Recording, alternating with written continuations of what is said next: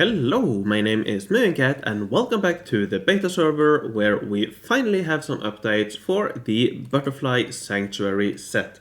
Now in case you haven't seen my first video on this event, or if you haven't been keeping an eye on the forums, originally this set had very poor rewards, very poor stats. The stats were more resembling what we would see a couple of years ago. So we now finally have some updates, and luckily these updates are actually really good.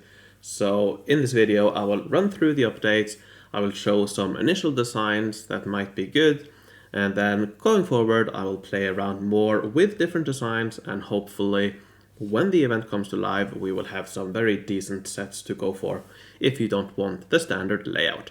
Alright, so let's go over the changes, and I will do that in game. So first of all, let's look at the Butterfly House. So the Butterfly House is the main building, and in case you didn't know, this set is very similar to the Harvest Barn set, the fall set, in that it has a main building with some surrounding buildings. So this main building, the Butterfly House at level 5, now gives 40 goods and 14 forge points. That is a really big improvement, and that makes this building really good. Compared to the Harvest Barn, this is 2 more forge points and I believe 5 more goods if I'm not mistaken, but yeah, it's slightly better than the Harvest Farm, so that is really good. Now let's move on to the gardens, and here we will see some very big changes. First of all, the Snapdragon Bloom. This one now gives 5% attack boost, which is it's alright, it's not amazing, it's definitely not what you will be using for attack if you have dedicated designs, but if you go for the standard design, every bit of attack is nice. If you're after that, then we have the Daylily Flower Bed, which has now some attack boost, some defense boost for your attacking army. It has 7%. Now compared to the Ochre Yard, that is 1 less. But other than that, it's pretty much the same building as the Ochre Yard. So yeah, very nice building and very efficient compared to most other defense buildings. Then we move on to the Marigold Patch. This one has 3% defense and 3% attack for attacking army. Again, it's not amazing, similar to here. This is 1 attack per tile, which is alright, but you do need some more pieces as well. But it's perfectly fine, and if again you go for a standard layout, every bit of attack is nice, but again if you're going for dedicated designs you will not be using this. Instead you will be using the Wildflower Meadow, which has now been improved quite a lot. Originally this had 4% attack boost, it now has 10%, which means this is a really good building. Now compared to the Wheat Field from the fall set, this is 2% less. The wheat field has 12%, so slightly less, but still very good compared to most other buildings. Then finally, the Sapphire Arc and the Magenta Arc, both of these have been improved massively. The Sapphire one now gives 4 forge points. It gave 1 before, I believe, so that is very good. It's not quite up there with the 5 that we get from the Begonia Bench from the fall set, but it is very close, and you only need 2 connections, and we'll see how that is important later on. And then finally we have the Magenta Arc. This one gives 2% or 2 forge points, sorry, and 9 goods, which is also very nice. It's not as many goods as the Autumn Scarecrow, but in exchange for that we also get some forge points. So overall these two are very similar to the ones we had from the fall set. And actually, I do think in many cases they are slightly better. So with that out of the way, let's look at some initial designs that I've come up with here. And you might recognize a lot of these because they are very similar to the fall set. So just quickly, these are the new set. This is the fall set for comparison. So let's first of all look at the main design, this one here. So here you get the Butterfly House fully leveled, and 1 each of the gardens around it. And from that you get 20 forge points, you get 53 goods, you get 18 attack and 10 defense for your attacking army. So in terms of attack, it's not amazing, the efficiency is not that great, but you do get a decent amount, and if you just want to go for the standard layout, this is a very nice one, I think. Now, in terms of which building needs roads, you only need a road connection to the wildflower and the main building, the house. So you only need one road connection here, and that's, yeah, very, very nice. Now, if we compare that to the full set, this one also gives 20 forge points, so the same amount. It gives slightly less goods, but pretty much the same. But this one gives less attack, the full set. So this one only gives 20 combined attack, whereas this one gives 28 combined attack. So the standard layout is slightly better than the full set. So overall, very nice improvements there. Here I have one possible way to extend it if you're interested, but yeah, let's move on from there. Let's move on to attack designs. And I haven't tested too much, but I do believe simply using the same layouts as we had from the fall set will be the best for this set as well, the butterfly set. So here for attack, we have something like this. It gives 40 attack, 14 defense for your attacking army.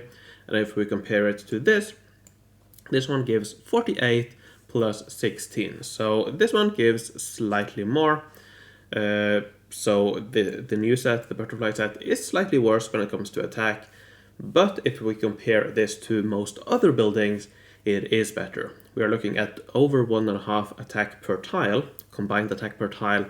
And if we compare that to most other event buildings, we are lucky if we get a little bit above 1 attack per tile. So even though it's not quite up there with the full set, it is very good. And yeah, I'm very happy with the changes. And now one interesting thing here, one improvement, is that the Sapphire Arc in the middle here gives 4 forge points. It only needs 2 connections, whereas the Begonia bench here needs 3 to get all the forge points, which means that this layout for the butterfly set gives 4 forge points, whereas this for the fall set only gives 2. You probably don't care about it, but if you do, it is a nice improvement. So yeah, even though you do lose some attack, you do at least gain some forge points. I would still say it is worse than the fall set, but not by a lot, and it's definitely a lot better than most other buildings for attack.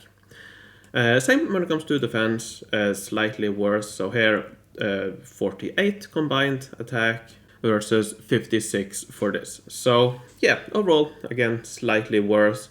You do get the 2 additional forge points here as well. But yeah, overall, a little bit worse than the fall set when it comes to attack. Now, with that said, this new set does make up for it when it comes to forge points. So when it comes to forge points, you will be able to get very close to, possibly even above 1 forge point per tile.